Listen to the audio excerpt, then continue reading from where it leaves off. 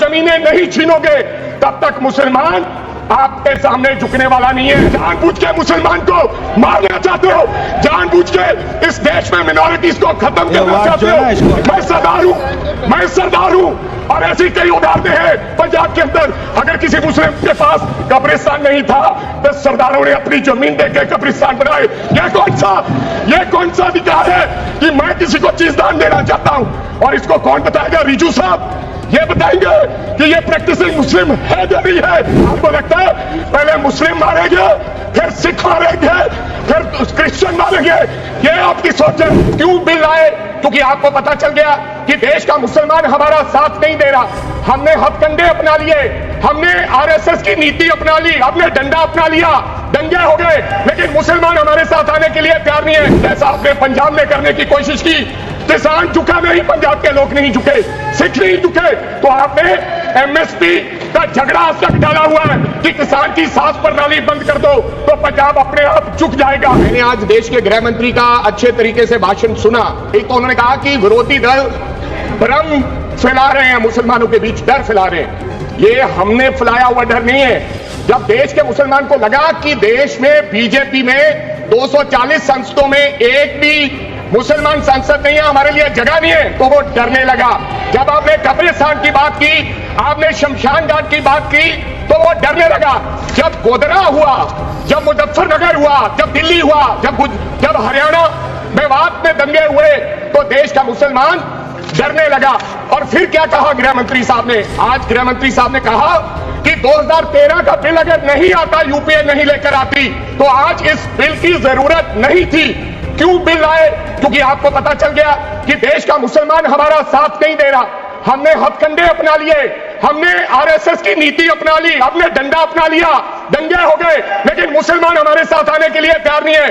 फिर आपको पता चला, आपने एक और अंकड़ा दिया, आपने कहा 1913 से 2013 तक केवल 18 लाख मुसलमानों का जमीन था और 2013 से अब तक 21 लाख और हो गया, यानी कि 39 लाख टोटल जमीन हो गया।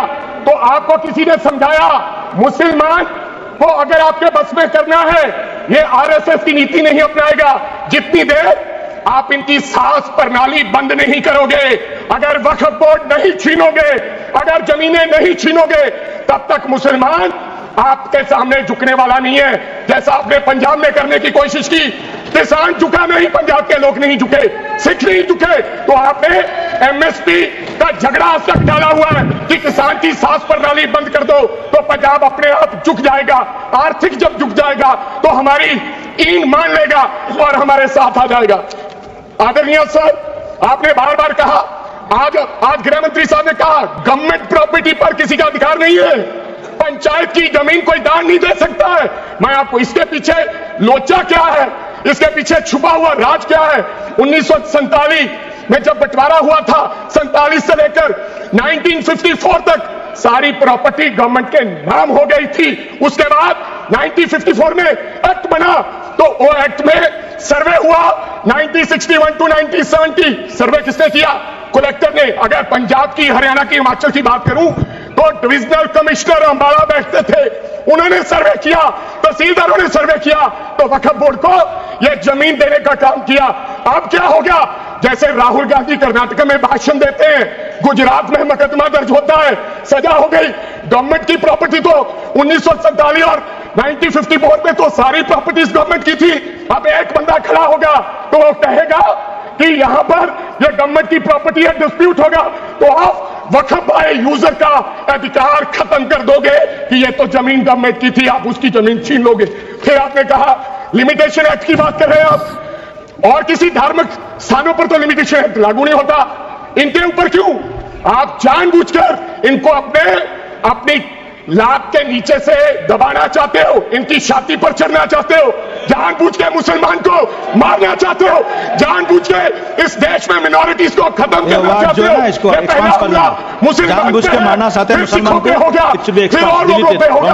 और बस आपने कहा प्रैक्टिसिंग मुस्लिम, एक आपने और कंडीशन लगा दी लास्ट कि 5 साल प्रैक्टिस मुस्लिम होना चाहिए, वो दान दे सकता है। मैं सरदार हूं और ऐसी कई उदाहरणें हैं पंजाब के अंदर। अगर किसी मुस्लिम के पास कब्रिस्तान नहीं था तो सरदारों ने अपनी जमीन देकर कब्रिस्तान बनाए। यह कौन सा अधिकार है कि मैं किसी को चीज दान देना चाहता हूं?